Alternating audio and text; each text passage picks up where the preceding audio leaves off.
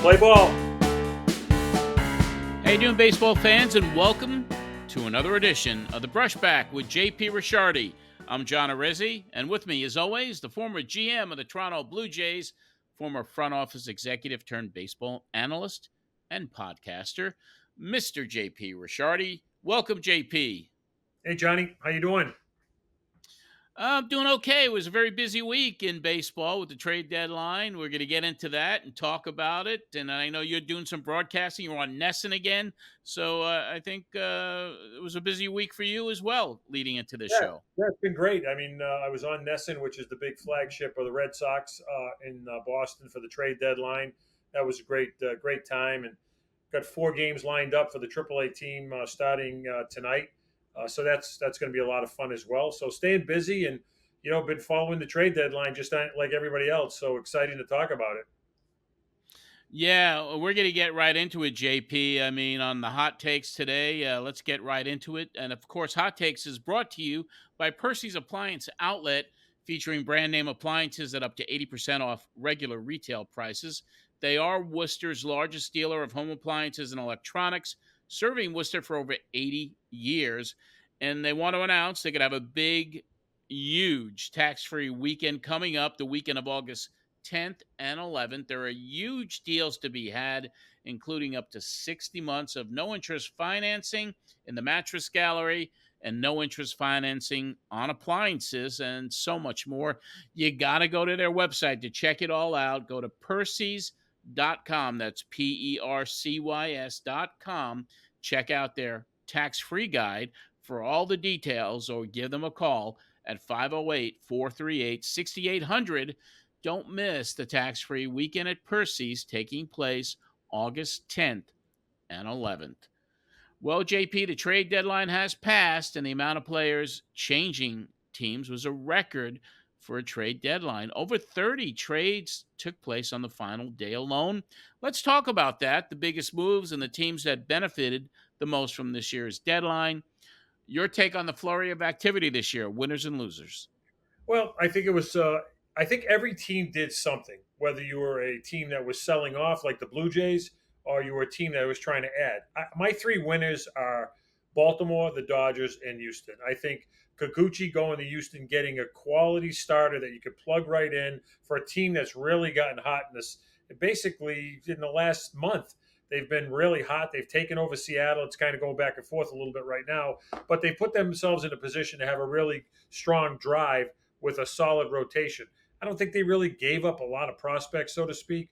So I think that was a gutsy move by Dana Brown, the GM of the Astros. But I think it was a good move because that team is built to win. The Dodgers, I thought, did a lot of nice little things, but really hit a home run at the 11th hour when they were able to bring in Flaherty. So I think that is going to put them at the top, because you're able to get not a number 1 pitcher, but you're able to get a quality third starter right now who's having a great year that you could put in a rotation. And then the Kiermaiers of the world and the other guys that they were able to bring in are all players that give them bulk, give them options, give them depth, and are only going to make them stronger when it comes to matchups in the playoffs. So I think that they are at the top of my list. Baltimore adding 2 starters. I wouldn't say 1, 2s, or 3s, but more so 4s and 5s. They extend that rotation. They take the pressure off of Corbin Burns. They take the pressure off bringing young kids up. And I think it solidifies their rotation enough that when they get to the playoffs, they have a few options that they can go with. So those are my 3 winners. But I also think other teams did well. I think the Red Sox did well by addressing some bullpen need, building some depth, making a trade for the future. I think, obviously, we talked about Toronto. I think that was more of a dump. So they got rid of more money, so to speak. I would have liked to have seen them make a move with the bigger 2 guys, Bichette and Guerrero, but obviously that wasn't in the plans for them. But if I go right through my list here, I thought the Yankees with Chisholm is a great addition. Tampa Bay unloaded a lot of players, so which is typical Tampa Bay. They don't want to hold a lot of money, so they moved a lot of money without they got out from Elfrin, which they were going to have to pay him, I believe, $18 million next year. They get out from under that contract. So I think every team, as I go through the standings here, Cleveland was interesting. They added the kid from Cobb, who hasn't thrown an inning this year. They traded for Mhm. him. That's going to be an interesting one. Minnesota made a minor move. Kansas City made some minor moves that'll make them better. Detroit obviously made a trade for the future. The one team I guess I'd scratch my head on, maybe there's a couple as I go through the divisions here, but the White Sox, I don't know what the White Sox did. I don't think they made themselves that much better. Seattle helped their club with a Rosa Rayner and Turner. Like I said, Houston with a good trade. Texas, not so much. Anaheim made a couple of good trades for young players, obviously for the future. Oakland didn't do much.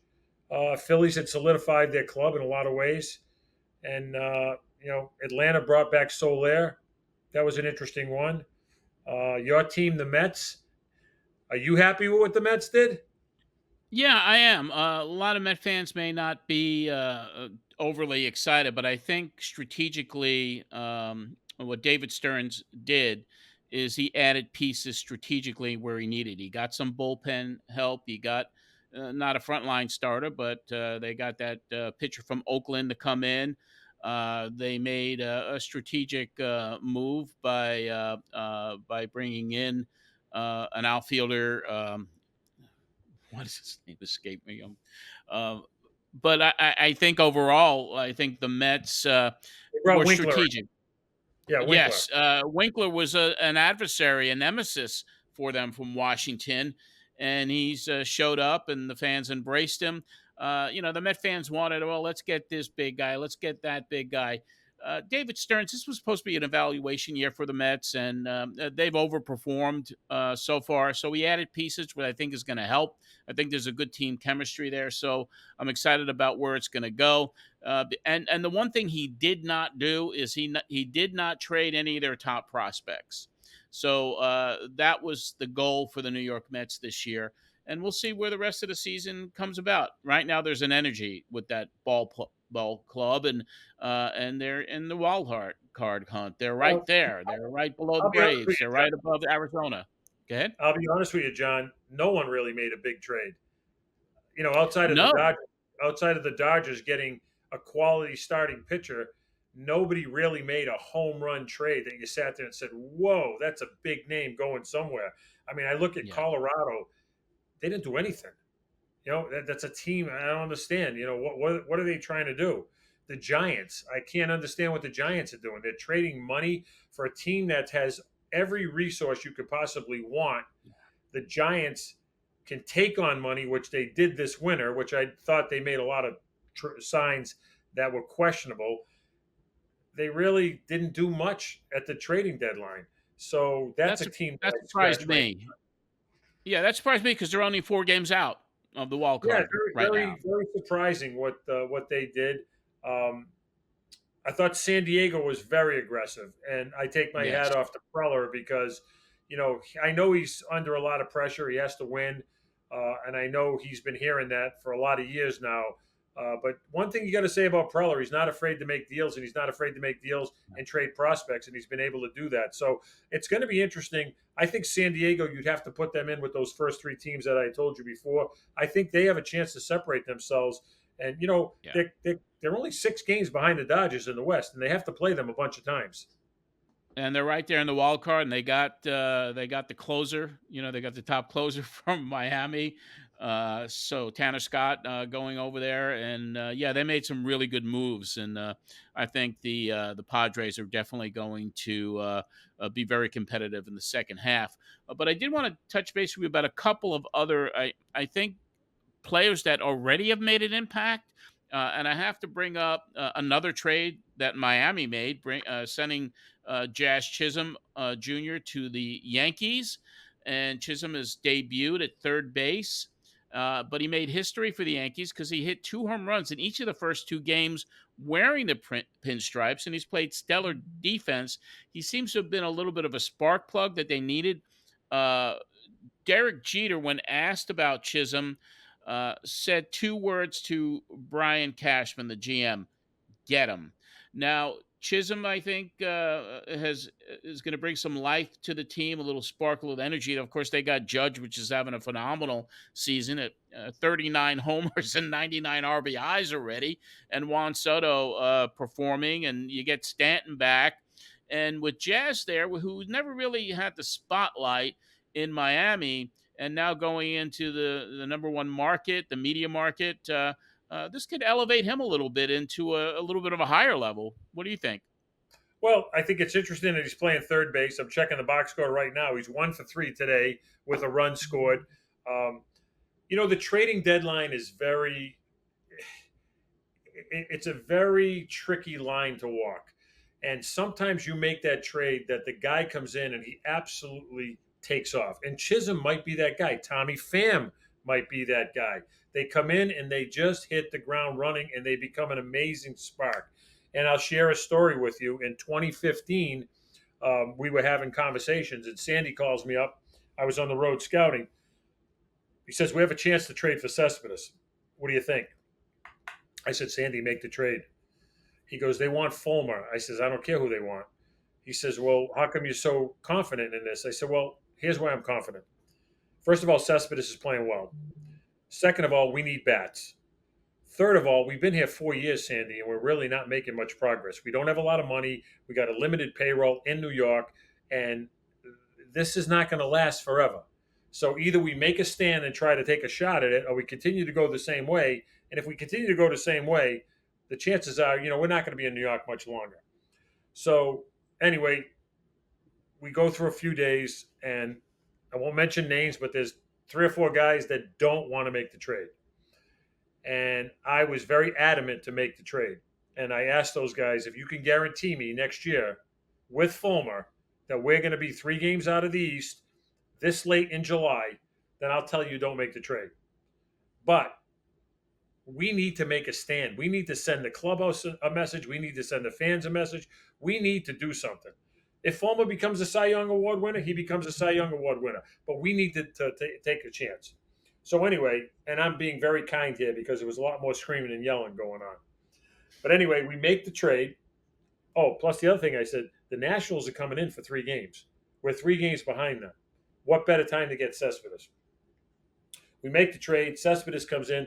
We sweep the Nationals. Cespedes puts us on our back, carries us right to the World Series.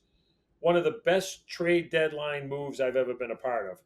And it was really just realizing that, we needed to take a chance. And we did. Yeah, the Mets were kind of floundering. Their offense was not hitting on all cylinders, and then you make a couple of moves. You bring Uribe in. Michael Conforto gets promoted from the minor leagues, makes a statement. But it wasn't until Cespedes when they made that trade, and I'm glad you were as vocal as you were, because that was the catalyst. As you said, he put the team on his back, and he had such an amazing last few months of the season. Yeah, The you go guy back was and like, look it at was, it was unbelievable. his August his August and September were outstanding. He literally carried the team. Now David Wright started to play, and he was coming back from some injuries. David Wright started to play, Yeah. so our team was coming back. We were getting healthier. But we don't make that trade for Cespedes. There is no way we make the playoffs. Sandy made a couple of nice trades with Uribe and Kelly Johnson, who were Yes. supporting players, but we actually hit a home run at that trading deadline. And that was one of the good ones that I was a part of. And I was excited to see that Cespedes came in and did what we thought he was going to do. Yeah. Well, we're going to talk to you a little bit more about the trade deadline, and maybe JP tell us a couple of unusual stories that you've experienced over that time. But before we do that, we're going to take a break right now and get this word from Percy's Home Appliance Outlet. Percy's Mattress Gallery, featuring the finest names in quality mattresses from Serta, Simmons, Beauty Rest Black, and more, all at the guaranteed lowest prices with Percy's Price Match Guarantee. Percy's offers fast, expert, and professional delivery, installation, and removal. Shop in store or look for the green in-stock buttons online at Percy's.com, where long-term interest-free financing is available with the click of a button. The Mattress Gallery at Percy's, first on Gold Star Boulevard in Worcester. All right, JP, we're back. And what types of unusual things? Give us a few stories from your days of things that happened during the trade deadline that you'd like to share with us today. Well, one time we were in Oakland and we were making a trade, and this was before cell phones. So I was always the guy who was on the road going to see the players before the trade. So we had done all our work and we're down to the last day. So everything's done. And I'm going down the Cape Cod League to scout. I'm probably I'm anywhere from an hour to Wareham to 2 hours out to Orleans, which is the furthest team west in the Cape. And I forgot where I was going, but it was going to be at least an hour and a half ride. So Billy says to me, I want you to stop and call me every 15 minutes. So I'm driving to the Cape, and every 15 minutes I'm pulling over to find a payphone. Now, some people are going to be listening to this saying, what the heck's a payphone? But I had to go to the payphone, call them, say, what do you got? We got nothing. Call me in 15 minutes. Get on the John. The Cape takes me an hour and a half at most. It took me 3.5 hours to get to the Cape because I had to stop every 15 minutes to call Billy to get an update or to say, don't do this, do this. I would do this, I would do that. So it was the longest ride to the Cape. I could have drove to past New York City and it was just crazy. So that was one that made me laugh. Uh, I can't even remember who the heck we traded for. It was more the drive than the stopping every 15 minutes. The Hope you second funny stopped off story. along the way and got a lot of good pizza. Oh God. The second What the funny second thing? story was we we traded Roland, and uh, so we traded him to the Reds, and we got Encarnacion back, who ended up being a really good player in Toronto, and we ended up getting two other players. But in the meantime, you had to fax the final information into the commissioner's office on the trade. Everybody had to sign off. Roland had to sign off on a no trade. So, like most of these things, they go till the last 10 minutes. So we finalized the trade. I said, "All right, send it in." The fax machine breaks. Now, if you don't get it in, it's null and void. I can't trade Roland and get the players. I'd have to put them on waivers. The Reds could claim them, and I don't get anything for him. So he wants out of Toronto because he doesn't want to play on the turf anymore because his back's bugging him. So I am going absolutely out of my mind. I, I said, somebody find a fax machine and find it fast.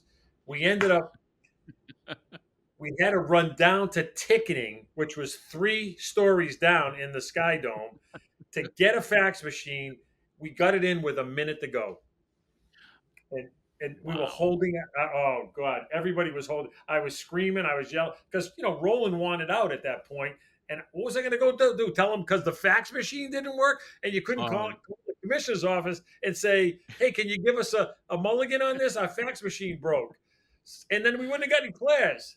So anyway, we got that one through at the deadline. But there's all kinds of crazy stories at the deadline, and that's what makes the game fun. Yeah. I'm sure you don't miss those days, or do you? I don't miss. Listen, I look at it this way. I had a great run. I had a lot of fun. Uh, right now, for me, it's more of a supporting role that I would do anything with, but nothing. I wouldn't want to be a GM today. I think it's a lot different than when I did it. I don't know if these guys even had the fun that we had. I think the jobs become more technical. More.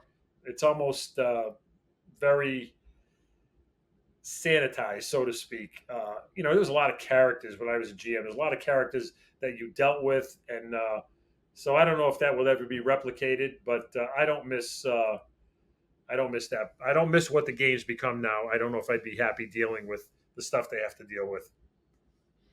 Yeah, it certainly changed, and over the course of your career, I mean, from the Billy Beans of the world to the other, highly historic figures in the game of baseball, Oh, and then John, there, listen, I dealt with John Sherholtz. I dealt with, uh, yeah, Dan Duquette, Dave Dombrowski, Terry Ryan, Billy Bean,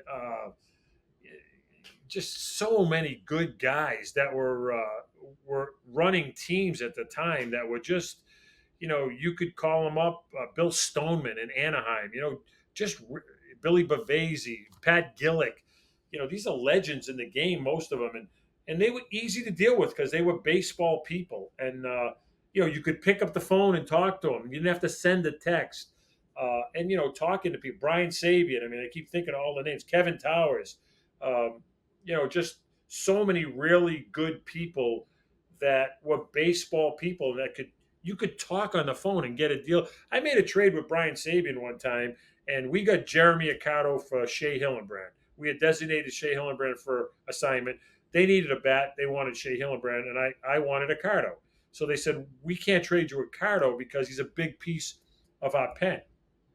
I said, I'll tell you what. How about if I put Vinny Chalk in the deal, who was not as good as Accardo, but something that they could use? He goes, that makes sense. He goes, let's do that.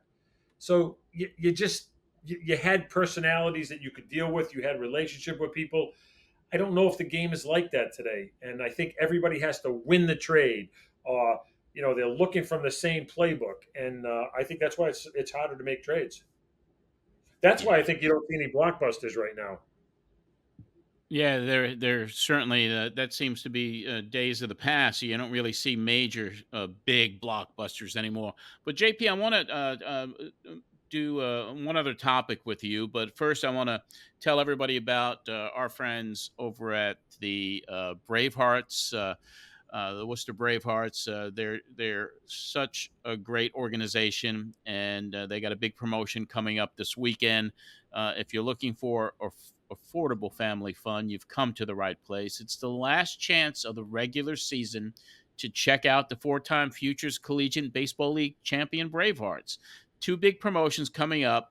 Friday, August 2nd, it'll be Los Bravos as the Bravehearts celebrate Hispanic Heritage Night. There'll be a huge fireworks show after the game. And then Saturday, this coming Saturday, August 3rd, Fan Appreciation Night, giveaways all night long.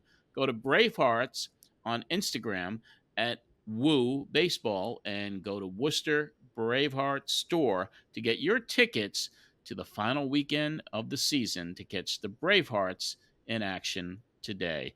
And JP, what I want to do is before we wrap it up today, you are doing AAA baseball with the Woo Sox.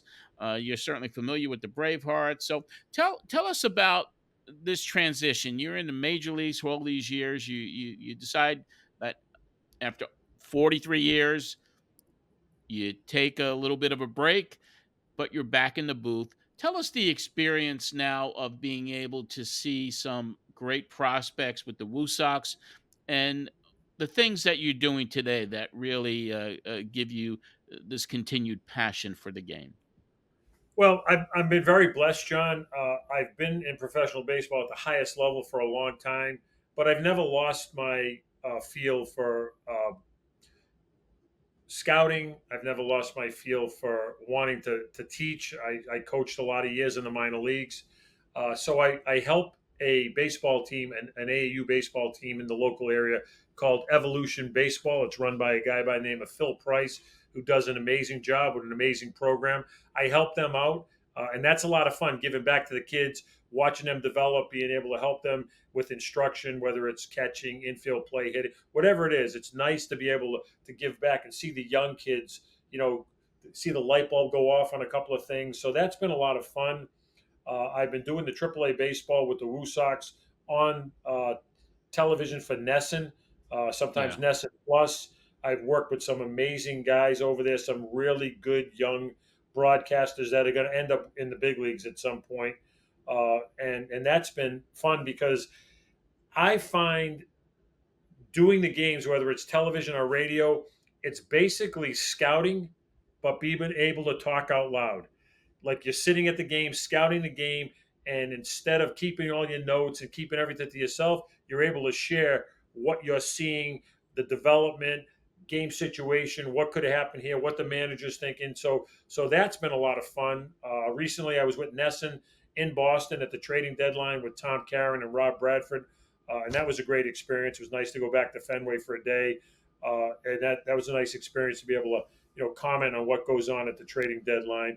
So I've got a lot of things going on. I've gave tons of private lessons over the winter. So I'm very, very busy, John. It's not like I've stopped, and I'm just keeping a lot of doors open, and hopefully some things will continue to pop and evolve with a bat company right now with an amazing invention that's coming out that I really can't share too much about. But it's going to be, I think, really, uh, it's going to be the first change to bats in over 150 years. So it's amazing. I will be able to comment more on it as we get down the road, but I'm working with some amazing guys, some amazing inventors, and some guys that just have really are able to present this program that we have so well. So I'm excited about that. I wish I could share more with you because I think it's going to really take off. So I've been very, very busy, and in between, I've been trying to play a lot of golf. Well, that's great to hear, especially that you don't have to travel. You're Yeah, that's the spending, best the part. summer at home. So yeah, it's all good. It's all good, and I'm happy that you're involved. And I can't wait to hear more about that bat, the new bat that's coming out. When you could talk about it, that sounds like something that could shake things up a little bit. So Yeah, it's going to be a lot of we fun. It's going to be very, very. I think it's going to change the way bats are made. It's going to change the way yeah. players use bats. We're really, really excited about it, and hopefully we'll be able to get it out there within the next year. Excellent. Well, JP, once again, I want to thank you. That'll wrap it up for this week's program, The Brushback with JP.